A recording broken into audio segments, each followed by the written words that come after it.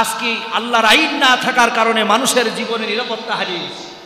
এই যে আপনারা হয়তো শুনেছেন, মোল্লাতে করে হুমিয়া কলেজের পাশে একজন অটো চালক, তিনি একজন অটো চালক তার অটোটা নিয়ে নিয়েছে, তাকে মেরে গাছের সাথে ঝুলিয়ে রেখেছে।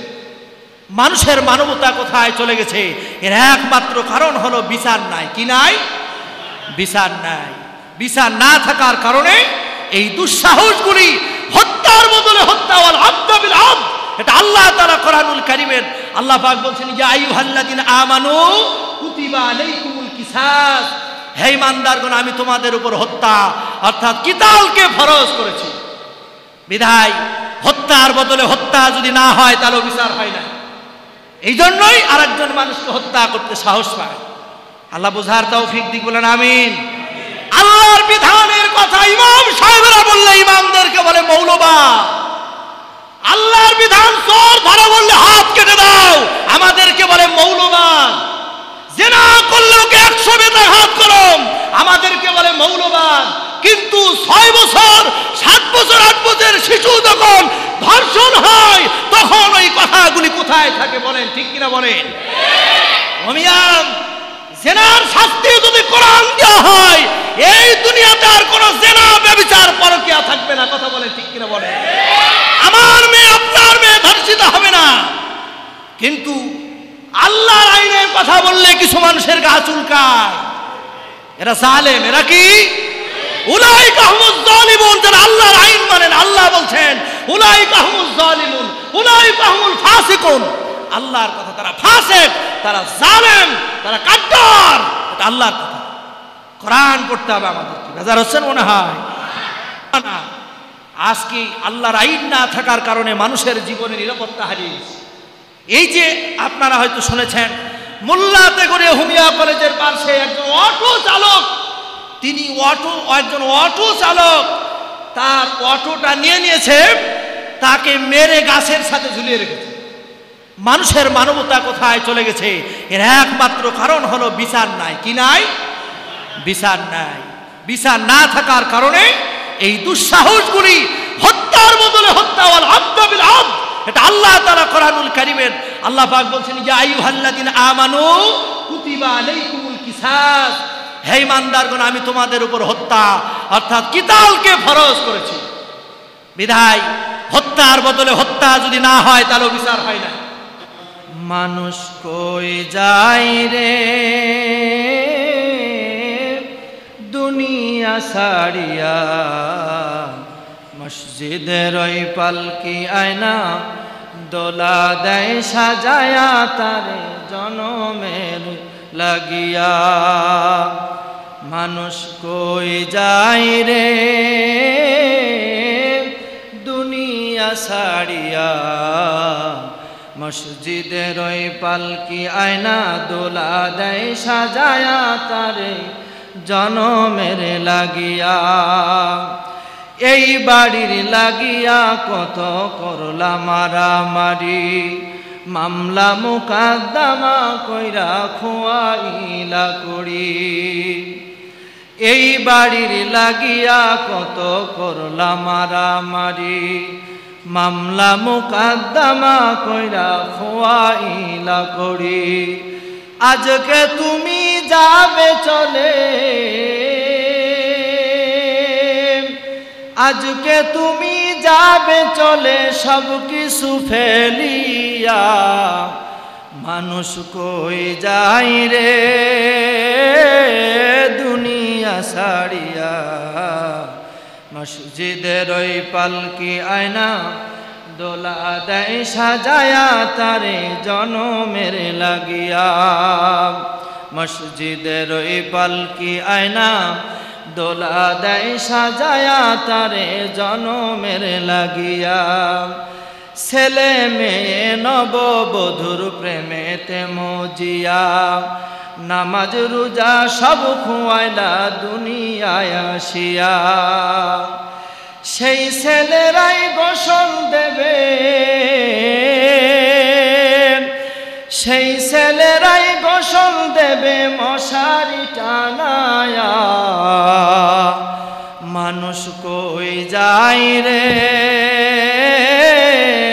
দুনিয়া সাড়িয়া, মসজিদের ওই পালকি আয়না দোলা দেয় সাজায়া তারে জনমের লাগিয়া। ই খলাকাল ইনসান ওয়া আল্লামাহু মিনাল বায়ান, ফাকাদ ক্বালা আল্লাহু তাআলা ফি কালামিহিল মাজিদ ওয়াল ফুরকানিহিল হামিদ। সকলেই পড়ি আউযু বিল্লাহি মিনাশ শাইতানির রাজিম, বিসমিল্লাহির রাহমানির রাহিম। ইয়া আইয়ুহাল্লাযীনা আমানু জতানিবু কাসীরাম মিনাল জান্নি ইন্না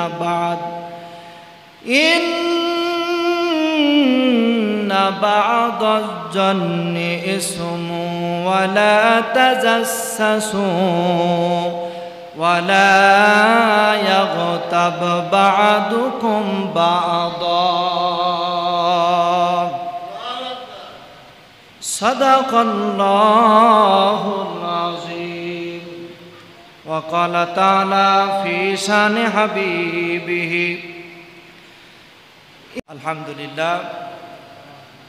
আলহামদুলিল্লাহি রাব্বিল আলামিন ওয়াল আকিবাতু লিল মুত্তাকিন ওয়া রাসূলিহিল কারীম ওয়া আলা আলিহি ওয়া সাহবিহি আজমাইন, আম্মা বাদ। আল্লাহ তাআলার আলিশান দরবারে লক্ষ কোটি শুকরিয়া আদায় করছি যে আল্লাহ পাক যে মহান মনিব, মহান সৃষ্টিকর্তা, রাজাধিরাজ, হায়াতের মালিক যে আল্লাহ পাক দুনিয়ার সমস্ত ব্যস্ততা থেকে ফারেক করে আজকের এই জুমার দিন, জুমার নামাজে যে আল্লাহ পাক আমাদেরকে আসার তৌফিক দান করলেন। শুকরিয়া তান সকলে জবান ছেড়ে পড়ছি আলহামদুলিল্লাহ। লক্ষ কোটি দরুদ ও সালাম সাইয়্যিদুল মুরসালিন আশরাফুল আম্বিয়া তাজেদারে মদিনা হাবিবে কিবরিয়া মুহাম্মদ রাসূলুল্লাহ পড়ছি সাল্লাল্লাহু আলাইহি ওয়াসাল্লাম। সম্মানিত মুসল্লিয়ান ইকরাম, আজকে কথা বলবো সূরাতুল হুজরাতের 11 এবং 12 নম্বর আয়াত নিয়ে, যেটা আমাদের জীবন চলার ক্ষেত্রে অনেক সময় আমরা এই গুনাহগুলি কম বেশি আমরা সকলেই করে ফেলি। এজন্য এগুলি সম্পর্কে আমাদের জানা দরকার। এজন্য সূরাতুল হুজরাতের 11 এবং 12 নম্বর আয়াত থেকে কথা বলার চেষ্টা করব ইনশাআল্লাহ। আল্লাহ পাক কোরআনুল কারীমে আল্লাহ পাক যা দিয়েছেন হুদাল লিন্নাস বাইয়িনাতিন মিনাল হুদা ওয়াল ফুরকান। কোরআনুল কারীম নাজিল করেছেন আল্লাহ পাক মানুষের জন্য। বলেন কার জন্য? মানুষের জন্য। কেন? মানুষ যেন হেদায়েত প্রাপ্ত হয়।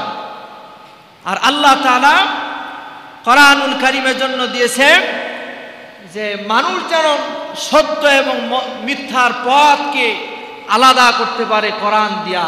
এই জন্য আল্লাহ পাক বলছে মিন ক্বাবলু হুদাল লিন্নাস ওয়া আনসালাল ফুরকান, আমি মানুষের জন্য ফুরকান নামক যে কিতাব নাজিল করেছি। ফুরকান শব্দের অর্থ হলো সত্য এবং মিথ্যার পার্থক্যকারী কিতাব। সুবহানাল্লাহ।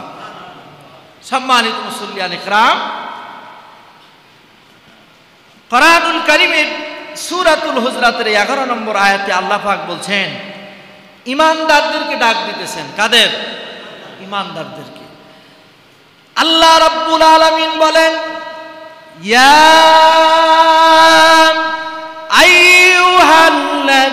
আইয়ুহাল্লাযীনা আমানু লা ইয়াসখার কওমুম মিন কওমি আসা আইয়াকুনু খায়রাম মিনহুম ওয়ালা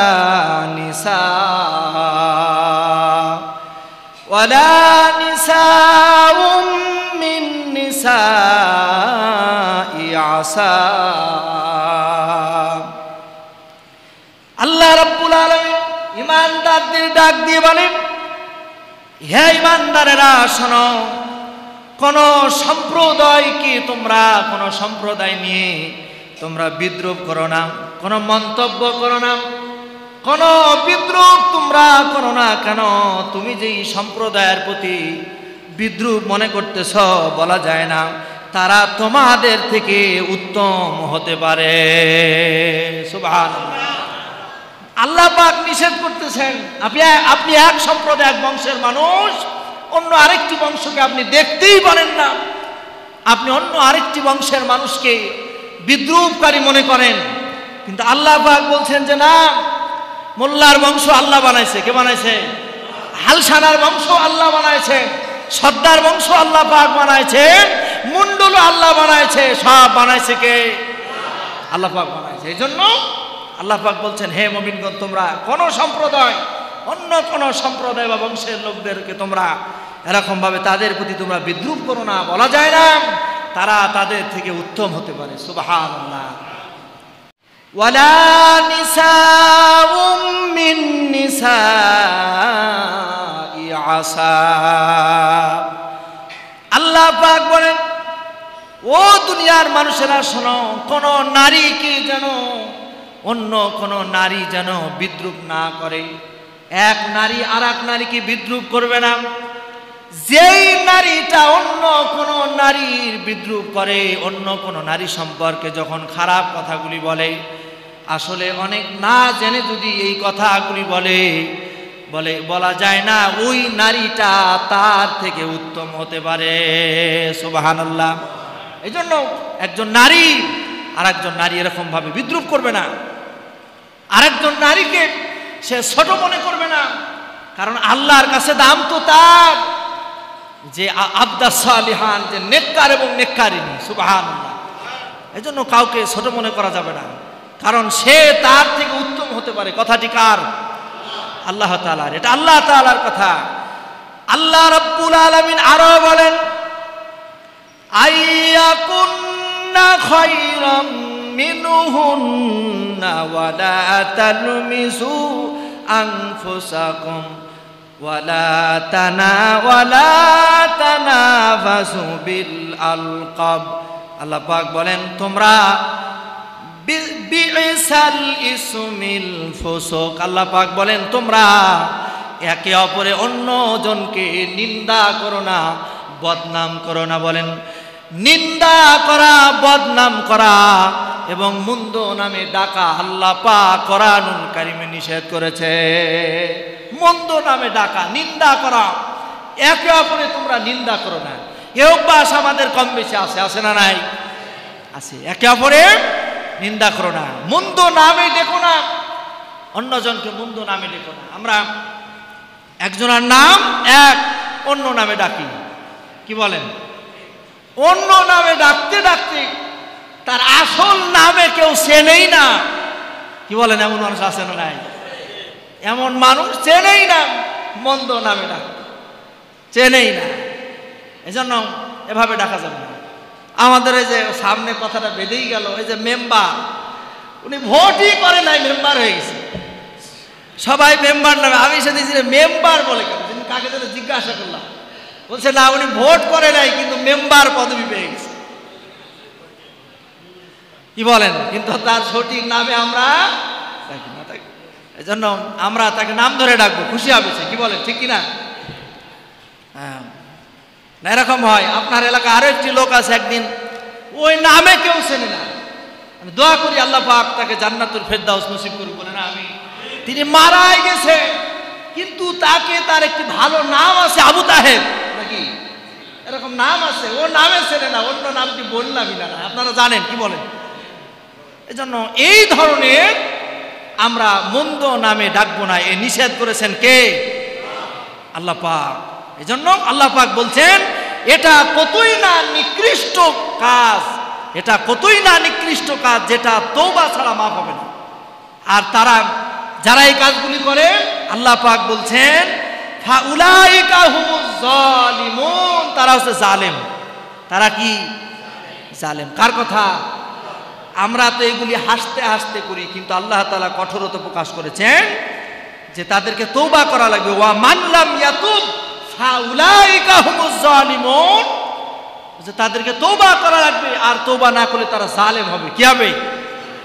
জালেম হবে। এজন্য আমরা এই মন্দ নামে ডাকবো। আল্লাহ পাক আমাদের আমল করার তৌফিক দিক, বলেন আমিন। এই দুইটা আয়াতের ভিতরে আল্লাহ পাক 5টি বিষয় দিয়েছেন। কয়টি? 5টি। 1 নম্বর হলো নিন্দা করা যাবে না। কি করা যাবে না? নিন্দা করা যাবে না। 1 নম্বর শিক্ষা হলো যে আমরা কারোর নিন্দা করব না, মানে তার সম্পর্কে বিদ্রূপ কোনো কথা বলবো। সে একটি দোষকে গোপন করলে আল্লাহ পাক তার 10টার দোষকে গোপন করে দেয়। এই জন্য আমরা যে তার যে নাম, এই নামটা ধরে সুন্দর করে ডাকবো, তাহলে সে খুশি হবে। কি বলেন? খুশি হবে। এই সমস্যার কারণে আপনারা দেখবেন আমাদের অনেক মানুষের ভোটার আইডি কার্ড পর্যন্ত সমস্যা হয়েছে। মানে আসল নামে ওকে কেউ চেনেই না। ওর মানে এগুলি ওই যে অ্যাফিডেভিট করতে গেলে, আপনি ওই কোর্টে গেলে আপনি বুঝবেন। ওনার ওই আমি একজনে গেলাম, একদিন বললাম যে ওনার নাম হচ্ছে বদরুজ্জামান, ওনার ভোটার আইডি কাছে বদরউদ্দিন, ওনার ছেলের সার্টিফিকেট আবার আছে বদরুজ্জামান শেখ।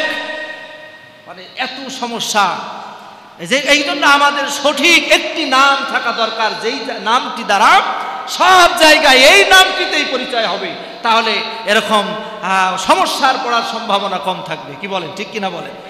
আমি বললাম যে মানুষটি মারাই গেছে, ওনাকে ওই নামে চেনেই নাম, কিন্তু অন্য কুনিয়াতি নামে তাকে চেনে। এই জন্য আমরা এরকম মন্দ নামে ডাকা যাবে না। 3 নম্বর হলো মন্দ ধারণা করা। আমরা কিছুই জানি না, তার সম্পর্কে আমরা মন্দ ধারণা করি। কি বলেন? এরকম ধারণা করা যাবে না, এটা আল্লাহ তাআলা নিষেধ, মন্দ ধারণা করা। আল্লাহ পাক কোরআনুল কারীমে একথা বলেছেন যে তোমরা মন্দ ধারণা করা যাবে না, এটা আল্লাহ তাআলা নিষেধ। এবং মন্দ ধারণা যদি কেউ করে, তার আমল থেকে তার যে আমলগুলি আছে, আমলগুলি সব বরবাদ হয়ে যাবে, নষ্ট হয়ে যাবে। আর এই মন্দ ধারণা করার কারণে যেই লোকটি সম্পর্কে মন্দ ধারণা করলেন, ওই লোকটির কাছে মাপ না চাইলে আপনার এই গুনাহ মাপ হবে না। এজন্য মন্দ ধারণা করা যাবে না। সম্মানিত মুসল্লিয়ান কিরাম, ইমাম মালিক রাহমাতুল্লাহ আলাইহির সময়ের একটি ঘটনা। ইমাম মালিকের সময় একজন মহিলা, তিনি মারা গেছে। মারা যাওয়ার পর তার লাশটা ধোয়ানোর জন্য, বলেন তো কোনো মহিলা মারা গেলে এলাকার যেই মহিলারা লাশকে ধৌত করায় তাদেরকে ডাকা হয়। এরকমভাবে ডাকা হয়েছে কোনো একজন মহিলাকে লাশ এরকমভাবে ধোয়ানোর জন্য। লাশ যখন ধোয়াতে যায়, লাশ ধোয়ায় আর এই মহিলা ওই মহিলা সম্পর্কে মন্দ ধারণা করে, মনে মনে ধারণা করে এই মহিলা তো মারা গেল, কিন্তু আমি একদিন দেখেছিলাম এই মহিলাটা অমুক পুরুষের সাথে হেঁটে যেতে। এইরকম ধারণা করার কারণে যখন তিনি এইরকম ধারণা করতেছে, তার সম্পর্কে খারাপ মন্তব্য করতেছে, এই মন্তব্য করার কারণে আল্লাহ পাক শিক্ষা দেওয়ার কারণে তিনি হাত দিয়া যে লাশটা ধোয়াচ্ছেন, এই হাতটা আল্লাহ রাব্বুল আলামিন তার শরীরের সাথে এরকম ভাবে লাগাই দিয়েছে। হাত আর আসে না, হাত আর লেগে গেছে শরীরের সাথে। আল্লাহ পারে কি পারে না? শরীরের সাথে হাত লেগে গেছে। বলেন এইরকম ধারণা আমরাও করি অনেক সময়। কি বলেন? মোটর সাইকেল নিয়ে রাস্তা দিয়ে যাই, মা বুরকা পরে যায়, অনেক সময় মেয়েটাকে বুরকা পরায় নিয়ে বাবা যেতে পারে। কি বলেন? ঠিক কিনা বলেন? কিন্তু আমি দোকানে বসে বিদ্রূপ ধারণা করলাম, এটা মহা অন্যায়, এটা কবিরা গুনাহ। এই ধারণা করা যাবে, কারণ সেটা তার স্ত্রী না হয়ে তার মেয়েও তো হতে পারে। কি বলেন? কথা বলেন না কারো, ঠিক কিনা বলেন? এই জন্য আপনি তার সম্পর্কে না জেনে শুনে মন্দ ধারণা করা যাবে না। এগুলি মনের অজান্তেই আমাদের গুনাহ হয়ে যায়, এজন্য এগুলি আমরা করব না। তো ইমাম, এই মহিলাটার যখন লাশ এরকম ভাবে হাত লেগে গেছে, তার হাত আর ছড়ে না, কোনো ক্রমেই ছড়ে না। এই সংবাদ সব মানুষের মাঝে যখন পৌঁছায় গেল, এক এক মানুষ এক এক মন্তব্য করে। কেউ বলে যে ওখান থেকে চামড়া কেটে দাও, ওখান থেকে চামড়া কেটে দাও। লাশের মালিক বলে যে না, আমার স্ত্রী এরকম ভাবে তার শরীর থেকে চামড়া কেটে দেওয়া হবে, এটা আমি মেনে নিতে পারি না, এটা মোটেও করা যাবে না, সেটাকে যেভাবেই হোক ছড়ানোর ব্যবস্থা করতে হবে। ওলামা ইকরাম, এলাকার মানুষজন আসার পরে কোনো ক্রমেই তার এই শরীর থেকে লাশ ছড়ানো যায় না, কোনো দোয়াও কবুল হয় না। শেষ পর্যন্ত ইমাম মালিককে সংবাদ দেওয়া হয়। ইমাম মালিক তিনি যখন এখানে আসার পরে পর্দার অন্তরাল থেকে মহিলাকে জিজ্ঞাসা করা হয়, তুমি বলো তো, তুমি যে এই লাশটি ধোয়াচ্ছিলে, কারণ ইমাম মালিক কোরআনুল কারীম তার মাথার ভিতরে ঢোকানো। মহিলাটাকে বলে, তুমি বলো এই লাশ ধোয়ানোর সময় তোমার কি কোনো মন্দ ধারণা করতেছিলে কিনা, এই জিজ্ঞাসা করে। ইমাম মালিক রাহমাতুল্লাহ আলাইহি যখন জিজ্ঞাসা করেন, এই মহিলা বাঁচার জন্য সব সত্য কথাগুলি বলে দেয় যে আমি এরকম ভাবে ধারণা করতেছিলাম এই মহিলাটা সম্পর্কে, তিনি একদিন রাস্তা দিয়া কোনো একজন পুরুষের সাথে হেঁটে যাচ্ছিল, আমি ধারণা করতেছিলাম এই মহিলার লাশ তো আমি ধোয়াচ্ছি, আসলে এই মহিলার চরিত্র ভালো না, নাউজুবিল্লাহ। ইমাম মালিক বলেন, এই কারণেই তো তোমার হাতটা ওই লাশের সাথে লেগে গেছে। ইমাম মালিক দোয়া করলেন, আল্লাহ রাব্বুল আলামিনের ইচ্ছায় হাতটা সরে গেলেন। তাহলে বলেন, কোন মানুষ সম্পর্কে মন্দ ধারণা করা কত বড় ভয়ঙ্কর একটি গুনাহ। এজন্য মন্দ ধারণা করা যাবে না, মন্দ ধারণা করা যাবে না। আল্লাহ পাক বলছে তারা জালেম, এগুলি যারা করে তারা কি জালেম। আল্লাহ পাক যেন আমাদেরকে এর থেকে বাঁচান, বলেন আমিন। এরপরে এই আয়াতের 4 নম্বর বিষয় হলো অন্যের গোপন বিষয়ে পিছনে লাগা। কোন বিষয়, একটি গোপন বিষয়, এই বিষয় নিয়ে আমরা এমন ভাবে লাগি, এটা জানতেই হবে।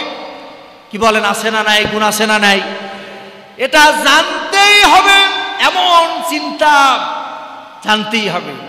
শোনেন, মানুষ যখন গীবত করে, কান যিনি বলেন বলতেও মজা লাগে, যিনি শোনেন তার শুনতেও মজা লাগে। কথা বলছেন না? যিনি গীবত করে তার বলতেও মজা লাগে, আবার যিনি শোনেন তার শুনতেও মজা লাগে। ওই যে একজন মুফাসসির বলছে, গীবতের কথা বলা হলো গায়ে দাঁত, মানে দাঁত হওয়া মতো, দাঁত পর্যন্ত দাঁত, গায়ে যদি দাঁত হয় চুলকাতে খুব মজা লাগে, ঠিক কিনা কন? মানে চুলকাতেও মজা, কি চুলকাতেও, মানে বলতেও মজা। এই জন্য গীবত করা হচ্ছে একেবারে গা চুলকানোর মতো, দাঁতের উপরে চুলকানোর মতো, খুব মজা লাগে। কিন্তু গীবতের গুনাহ বড় ভয়ঙ্কর গুনাহ। এই জন্য অন্যের বিষয়ে পিছনে লাগা যাবে না, এটা আল্লাহ তাআলার নিষেধ। একটা বিষয় গোপন পড়ে গেছে, এই বিষয়টা আবার আপনি জানার জন্য উঠে পড়ে লেগেছেন, এটা ইসলাম সাপোর্ট করে না, এটা ইসলাম। কারণ যার সম্পর্কে আপনি জানতে চাচ্ছেন তিনি হচ্ছেন আপনার ভাই, আপনার বোন, ঠিক কিনা বলেন? এজন্য গোপন। 5 নম্বর বিষয় হলো গীবত করা। কি করা? গীবত করা। গীবত একটি ভয়ঙ্কর গুনাহ। রাসূল আকরাম সাল্লাল্লাহু আলাইহি সাল্লাম মেরাজে গিয়েছেন। মেরাজে যাওয়ার পর আল্লাহ রাসূল দেখতেছেন কিছু মানুষ, তার হাতে চাড়াগুলি এত পরিমাণ বড় হয়েছে, এই চাড়া দিয়ে তার শরীরের ভিতরে চামড়া, এরকম গোশতগুলি এরকম ভাবে খামচায় ছিঁড়ে ফেলে। আল্লাহ রাসূল জিজ্ঞাসা করে জিবরাইল আমিনকে, জিবরাইল, এই মানুষগুলির এই অবস্থা কেন? আল্লাহর ফেরেশতা জিবরাইল আমিন বলে, ইয়া রাসূলুল্লাহ, ইয়া হাবিবাল্লাহ, এই মানুষগুলির এই অবস্থা এই জন্য তারা দুনিয়ার ভিতরে গীবত করত, অন্য মানুষের গীবত করত। নবীজি বলেছেন, যে ব্যক্তি গীবত করে, গীবতের গুনাহ সম্পর্কে আল্লাহ পাক কোরআনুল কারীমের ভিতরে বলেছেন লাহমা আখিহি। আল্লাহ পাক কোরআনুল কারীমের ভিতরে বলছে যে গীবত করলো সে যেন তার ভাইয়ের পচা গোশত খাইল। যে গীবত করলো সে যেন গোশত খাইল।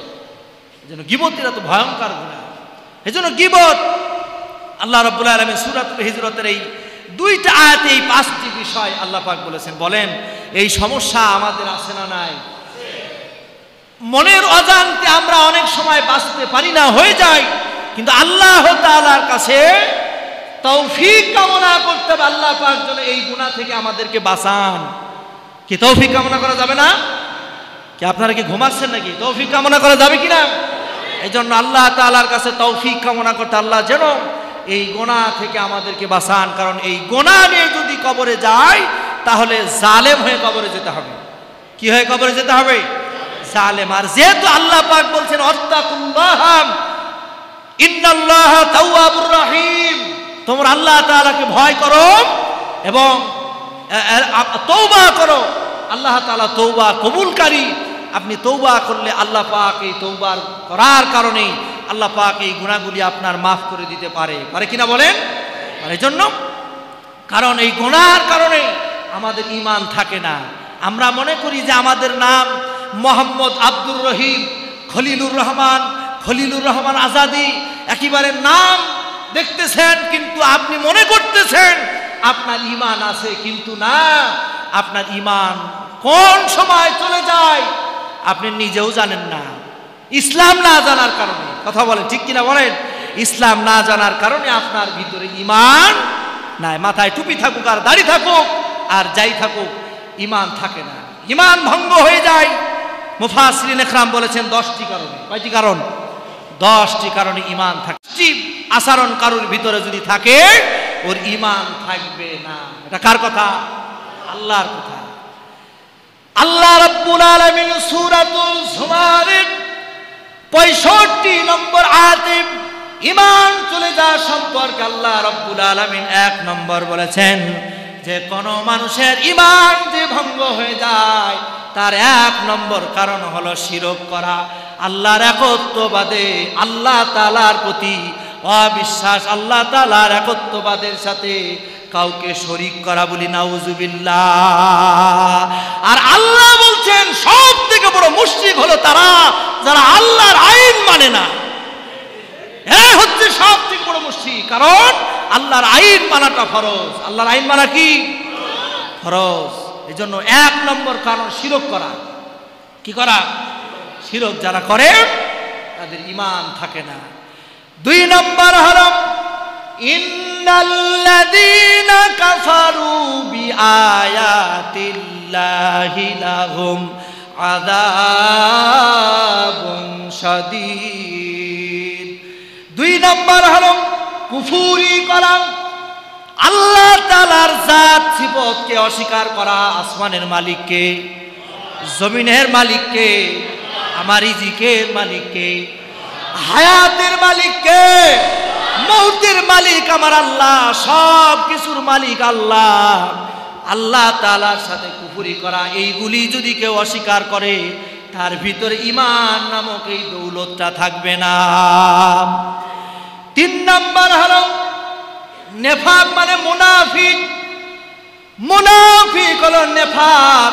যারা মুনাফিক, মুনাফিকের আলামত 3টা। বলেন কয়টা? 3টা। যখন কথা বলে মিথ্যা বলে, আমানতের খেয়ানত করে, ওয়াদা ভঙ্গ করে। বলেন মিথ্যাবাদী মানুষ আছে না নাই?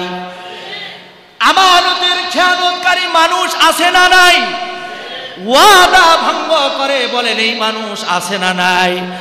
বলে যারা নেফাক, যারা মুনাফিক, মুনাফিকি করার কারণে ঈমান থাকে না। আব্দুল্লাহ ইবনে উবাই আল্লাহ রাসূলের পিছনে নামাজ পড়তো, দাড়ি ছিল, টুপি ছিল, কিন্তু আল্লাহ রাসূলকে মানতো না। এই জন্য মুনাফিকের সর্দার বলা হয়েছে আব্দুল্লাহ ইবনে উবাই। এই জন্য নেফাক, মুনাফিক। এই জন্য মিথ্যা কথা বলা যাবে না। মিথ্যা কথা কি বলা যাবে না। এরকম ভাবে আমানতের খেয়ানত করা যাবে না। এগুলি তো আপনার কাছ থেকে কেউ যদি টাকা ধার নেয়, যদি বলে অমুক তারিখে দেব, দেখবেন ওই তারিখের আশেপাশে 10 দিন আপনার সামনেই আসবে না। কি বলেন, আসে না? নাই, সামনেই আসবে না। হঠাৎ করে যদি আপনার সাথে দেখা হয় তো বলবে যে ভাই আসলে বিপদে পড়েছিলাম, তখনও মিথ্যা বলবে। কি বলেন, আসে না? নাই। আচ্ছা, যেন মিথ্যা বলা যাবে না, এরকম ভাবে আমানতের খেয়ানত করা যাবে না। এরপরে 4 নম্বর হলো ঈমান ধ্বংসের কারণ অন্য আদর্শ মানা। আমাদের আদর্শ হবে কে?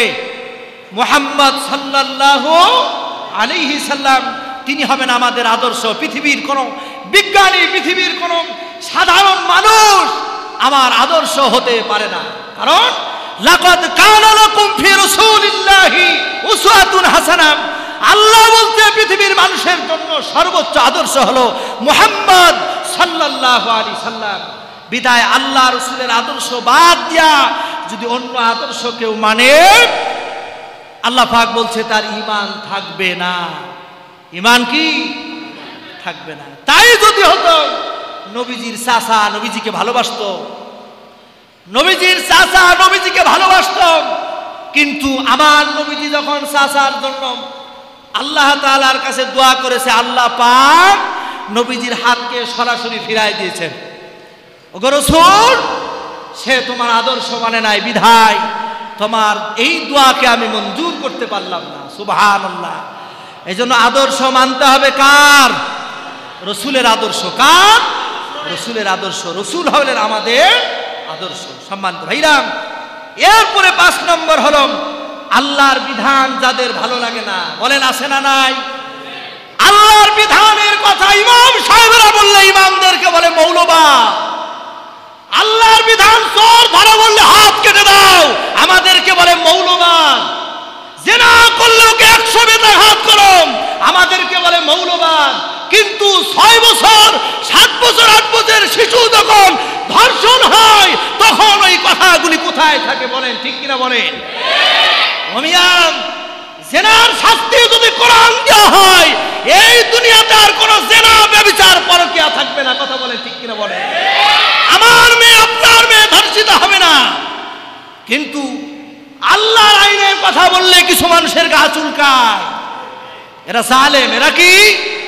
উলাইকা হুমুজ জালিমুন। যারা আল্লাহর আইন মানেন, আল্লাহ বলছেন উলাইকা হুমুজ জালিমুন উলাইকা হুমুল ফাসিকুন। আল্লাহর কথা, তারা ফাসিক, তারা জালেম, তারা কাফার। এটা আল্লাহর কথা। কোরআন পড়তে হবে আমাদের। কি বেজার হচ্ছেন মনে হয়? এরপরে 6 নম্বর হলো দ্বীনের বিধান নিয়ে কটাক্ষ করা, না মানা। আজকে আল্লাহর আইন না থাকার কারণে মানুষের জীবনে নিরাপত্তা হারিয়ে গেছে। এই যে আপনারা হয়তো শুনেছেন, মোল্লাতে করে হুমিয়া কলেজের পাশে একজন অটো চালক, তিনি একজন অটো চালক তার অটোটা নিয়েছে, তাকে মেরে গাছের সাথে ঝুলিয়ে রেখেছে। মানুষের মানবতা কোথায় চলে গেছে? এর একমাত্র কারণ হলো বিচার নাই। কি নাই? বিচার নাই। বিচার না থাকার কারণে এই দুঃসাহসগুলি, হত্যার বদলে হত্যা, ওয়াল আবদু বিল আবদ। এটা আল্লাহ তাআলা কোরআনুল কারীমের আল্লাহ পাক বলছেন, ইয়া আইয়ুহাল্লাযিনা আমানু কুতিবা আলাইকুমুল কিসাস। হে ঈমানদারগণ, আমি তোমাদের উপর হত্যা অর্থাৎ কিতালকে ফরজ করেছি। বিধায় হত্যার বদলে হত্যা যদি না হয় তাহলে বিচার হয় না। এই জন্যই আরেকজন মানুষকে হত্যা করতে সাহস পায়। আল্লাহ বুঝার তৌফিক দিক, বলেন আমিন। 7 নম্বর হলো জাদুকর। আছে না অনেকে জাদুকর? ইদানিং খুব ব্ল্যাক ম্যাজিকের একটি প্রভাব তৈরি হয়েছে। ব্ল্যাক ম্যাজিক, বিভিন্ন মানুষকে নষ্ট করা, এগুলি যারা করে তারা জাহান্নামে, তার ঈমান থাকে না। 8 নম্বর হলো, সময় শেষ, সংক্ষেপে বলি, 8 নম্বর হলো মুসলমানদের বিরুদ্ধে যারা ষড়যন্ত্র করে। কাদের বিরুদ্ধে? তাদের ঈমান থাকে না। 9 নম্বর হলো ইসলামের ঊর্ধ্বে কোনো কিছু মনে করা। ইসলাম মানেই শান্তি। ইসলাম মানে কি? শান্তি। সব ক্ষেত্রে আপনি ইসলামকে প্রাধান্য দেবেন। ইসলামের ঊর্ধ্বে যদি আপনি কোনো বিজ্ঞানী, কোন একজন মানুষকে যদি আপনি মনে করেন, আপনার ঈমান থাকবে না। এই জন্য ইসলামের ঊর্ধ্বে আপনি কোনো কিছুকেই মনে করতে পারবেন। ইসলাম যেটা বলেছেন, আল্লাহ যা বলেছেন সত্য বলেছেন, এটা আপনাকে মানতে হবে। সাদ্দাক্তা ইয়া রাব্বুল আলামিন, আল্লাহ পাক যা বলেছেন সত্য বলেছেন, এটা আপনাকে মানতে হবে। 10 নম্বর হলো ইসলামের কোনো বিষয়কে ঘৃণা করা। এরকম বহু মানুষ আছে ইসলামের কোনো বিষয়কে ঘৃণা করে। এজন্য ইসলামের কোনো বিষয়কে ঘৃণা করা যাবে যে ঈমান আপনার রাখতে হবে। ঈমান যদি না থাকে, আপনি মরে যাওয়ার পর ইমাম সাহেব জানাজা করে বিসমিল্লাহি ওয়া আলা মিল্লাত রাসূলিল্লাহ বলে আপনাকে কবরের ভিতরে রেখে আসবে, রসুলের দায় পড়ে নাই যে আপনাকে রসুলের দলে নেবে। এই জন্য যে কথাগুলি বললাম আমার ভিতরে যে নেই তা নয়। এই জন্য আল্লাহ পাকের কাছে সকলেই তৌফিক কামনা করব, আল্লাহ পাক যেন এই গুনাহগুলি থেকে আমাদের সকলকে হেফাজত করেন। বলেন আমিন। রাগ করেছেন আপনারা? এই জন্য আল্লাহ পাক, আল্লাহ তাআলা কোরআনুল কারীমে যে কথাগুলি শুনলাম সূরাতুল হুজরাতের আলোকে আল্লাহ পাক আমাদের সকলকে আমল করার তৌফিক দিন। বলেন আমিন।